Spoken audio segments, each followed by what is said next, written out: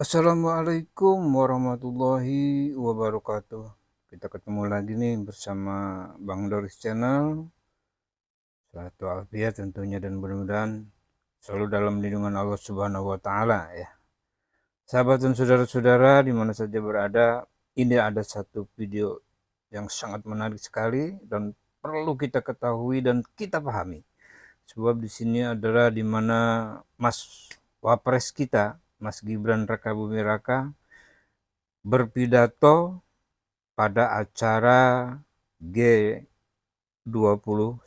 ya, G20 yang diadakan di Afrika sebagai wakil untuk menghadiri dari Presiden Indonesia tentunya Prabowo Subianto ya.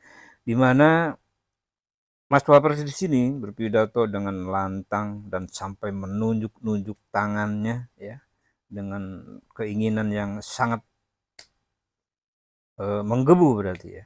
Dan untuk itu hal ini perlu dan sangat harus dipahami, harus dimengerti nih. Ini apalagi yang masih nyinyir-nyinyir nih sama Mas Wapres nih ya. Yang belum oke sama Mas Wapres. Nah inilah presiden masa depan yang punya kemampuan cukup menjanjikan, berbahasa Inggris yang fasih, baik dengan intonasi yang sangat baik sekali, dan ini adalah satu bakat yang atau satu kebolehan dari Mas Wapres yang sangat kita banggakan. Baik sahabat, di mana saja berada, kalau kita ketahui baru Indonesia punya pemimpin yang seperti Mas Gibran ini dan menjanjikan, dan ini mungkin akan menjadi presiden di masa depan yang mempunyai kemampuan luar biasa dibanding yang lain. Baik sahabat dan saudara-saudara, yuk kita simak saja bagaimana video ini atau bagaimana Mas Wapres ini berpidato dengan sangat cantik sekali ya dan sangat menjanjikan. Baik, yuk kita simak. Jangan lupa di like dan di subscribe. Bagi yang sudah subscribe, banyak terima kasih. Mudah-mudahan Allah bukakan pintu rezeki yang seluas-luasnya. Allah ampuni dosa dan Allah mudahkan dalam segala urusan. Yuk kita simak video berikut ini. Selamat menyaksikan.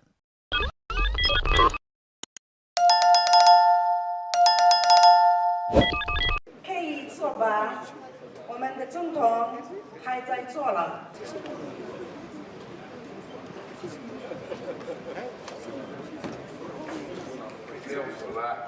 Cada chip, cada linha de código deve carregar consigo a marca da inclusão social. 40% dos trabalhadores do mundo.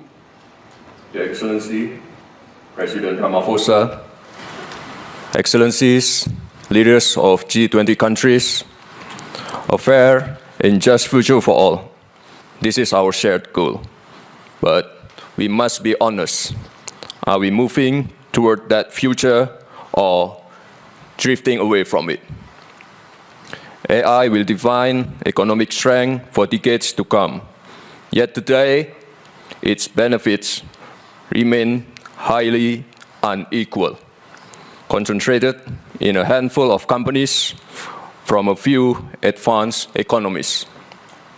If this imbalance continues, the digital divide will deepen. History has shown us when progress is uneven, the benefits flow to a few, while the costs fall on the many. This time, we must do better. This revolution must be fair, and it must be good for the people. The G20 must ensure that AI becomes a force for inclusion. This means ethical governance and, more importantly, equal access, so innovators everywhere can access data sets, training system, and global platform. Indonesia believes inclusive transitions are possible, and therefore we support G20 Decent World Compact for fair wages, gender equality, reskilling, and social protection. Excellencies, AI may be digital, but it depends on the physical. From data center to advanced chip, AI relies on critical minerals. And global demand for these inputs is growing fast. But for too long, developing countries exported raw materials while the real value was taken elsewhere. Past industrial revolutions were built on this imbalance. We must not repeat it. This is why Indonesia chose a different path. We build industry at home and invest in downstream transformation and ensure our people benefit from their own natural wealth. This is not about closing doors, it's about opening fair partnership, linking investment, technology transfer, and responsible practices for critical minerals. Excellencies, a fair and just future will not happen by itself. It requires leadership and cooperation to ensure this new industrial revolution lifts all nations, not only a few. Indonesia stands ready to work with all of you so the G20 becomes the bridge between innovation and inclusion, between progress and justice. Indonesia believes that the future must be built on justice. Justice in how we govern new technologies. Justice in how we use natural resources. And justice for our workers. Thank you. Thank you, Vice President Raka. Mas Wapres, apa mungkin bisa diceritakan Mas terkait Mas Wapres kenapa tiba-tiba bisa ke Afsel? Ya, ini adalah penugasan dari Bapak Presiden untuk mewakili beliau di G20 Summit yang sangat bersejarah ini.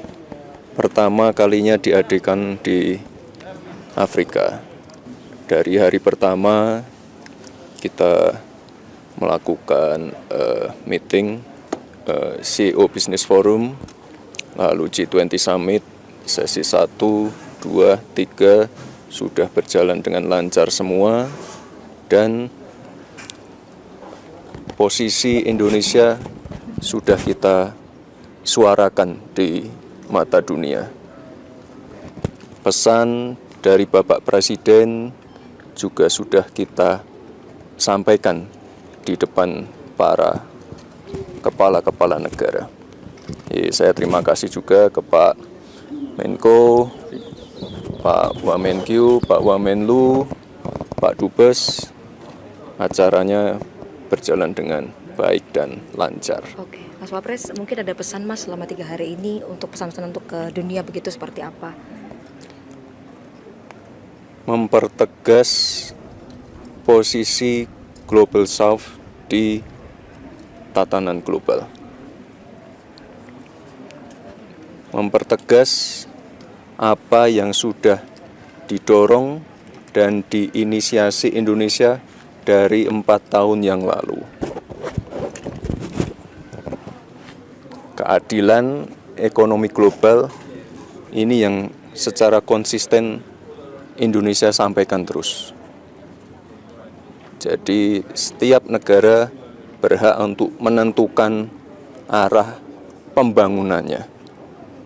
Yang namanya kerjasama, partnership harus mensejahterakan, harus memberdayakan.